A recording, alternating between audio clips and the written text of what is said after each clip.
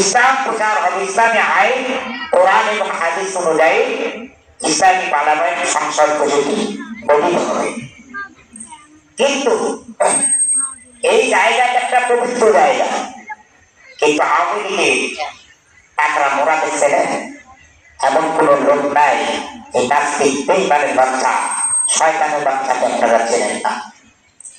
এই সালার বলেছে যে জাতীয় সংসদে বিসমিল্লাহ রাখা যাবে না, যাবে না, যাবে না, বলেন নাউজুবিল্লাহ। সংসদ একটা পবিত্র জায়গা, সংসদ এই পার্লামেন্ট, ইসলামী পার্লামেন্ট একটা পবিত্র জায়গা। এই জায়গাটা কোরআন দিয়ে চলার কথা ছিল, বুঝতে পেরেছে? এই জায়গাটা হচ্ছে পবিত্র জায়গা, পবিত্র জায়গা, পবিত্র জায়গা। এই পবিত্র জায়গা অপবিত্র লোকগুলো দিয়া এই পবিত্রতা অসম্মান করেছে। ঠিক আছে,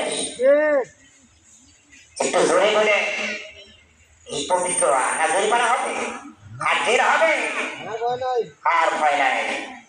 মুসলমান যত সমস্যা খায় আল্লাহ পাকি দাম নিবে, পরিষ্কার হয়ে যাবে।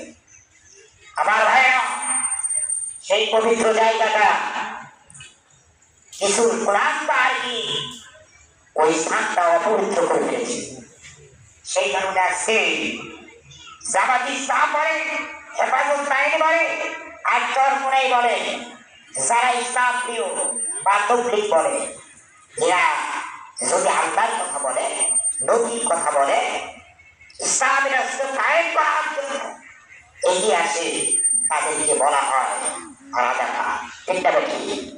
তাদেরকে বলা হয় রাজাকার। আরে মূর্খেরা ওই পবিত্র জায়গায় অপবিত্র লোক দিয়া প্রতিষ্ঠিত করে ফেলেছে।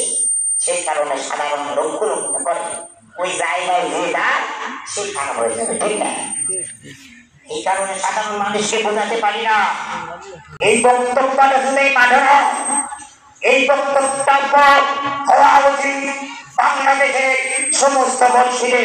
কারণ এখানে লুচ্ছামি দরবার হয় না, এখানে দেখে খারাপ দরবার হয় না, এখানে বাজেট পালন, বাজেট পাস হয় আমার আল্লাহ তাআলার আইন।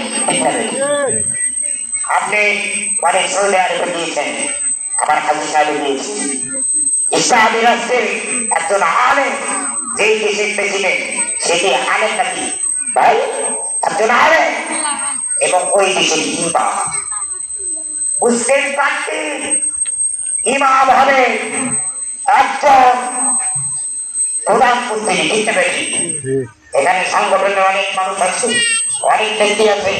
আমার কথা যদি ভুল হয় আপনারা বলবেন, কারণ ইসলামী রাষ্ট্রে ইমাম হবে একজন প্রধানমন্ত্রী। ঠিক আছে? কিন্তু আমাদের কি ওই কায়দা আছে? বলে আছে? ওই কায়দায় নেই। তারা বর্তমানে একজন মন্ত্রী, তারা বর্তমানে একজন এমপি, তারা বর্তমানে একজন উপজেলা চেয়ারম্যান, তারা বর্তমানে একজন মেম্বার, তারা বর্তমানে গ্রামের নাগরিক, তারা বর্তমানে একজন আলেম, তারপরে একজন হাফেজ, তারপরে একজন সেই কোরআন বিধিবদ্ধওয়ালা, কোরআন জানে সেই ইমাম হবে, না হয় ভোট করে ওই মূর্খদের মধ্যে একজন ইমাম হবে। ঠিক আছে? আমাদের রাজনীতির মধ্যে এই কায়দায় বলেন তো কে আসবে?